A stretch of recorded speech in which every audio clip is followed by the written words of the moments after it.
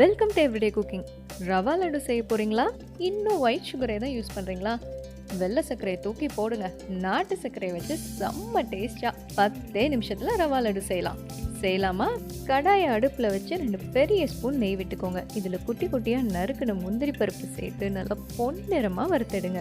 நெய்யில் முந்திரி பருப்பு வறுபடுற வாசனையே தனியில். இது வறுபடும் போதே பாதி பேர் நம்ம ஸ்வீட் செய்கிறோம்னு தெரிஞ்சுக்குவாங்க. முந்திரி பருப்பு வறுபட்டுருச்சு. அடுத்தது என்ன? உலர்திராட்சை தான். அதையும் கொஞ்சம் சேர்த்து நல்லா வறுத்துடுங்க. உலர்திராட்சை இங்கே நல்லா வறுபட்டுருச்சு. ரவை சேர்த்துடலாம். 1 கப் ரவை சேருங்க.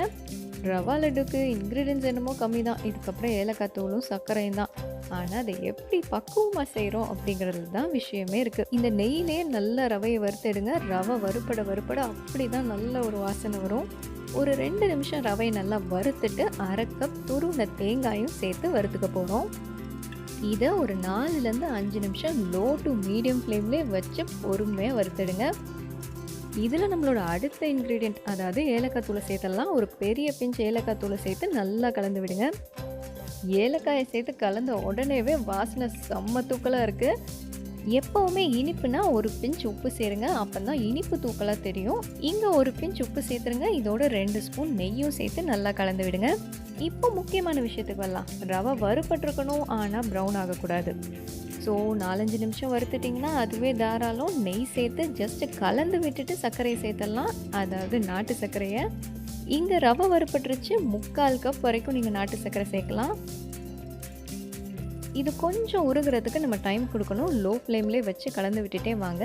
இந்த அளவுக்கு உருகி வந்ததும் ஸ்டவ் ஆஃப் பண்ணிடுங்க. இப்போது இது ஆறட்டும். அப்போ தான் நம்மளால் உருண்டை பிடிக்க முடியும். எப்போ கை பொறுக்கிற சூடு வருதோ அப்போ உருண்டை பிடிக்க ஸ்டார்ட் பண்ணிடலாம். ரொம்பவும் ஆற விட்டுறாதீங்க. உங்கள் கை பொறுக்கிற சூடு வந்ததுமே உருண்டை பிடிக்க ஆரம்பிச்சிருங்க. இந்த மாதிரி நல்லா அழுத்தி உருண்டை பிடிச்சிக்கோங்க. ஸோ இதோ நம்மளோட நாட்டு சர்க்கரை யூஸ் பண்ணி செஞ்ச ரவா லட்டு சூப்பராக ரெடி ஆகிடுச்சு.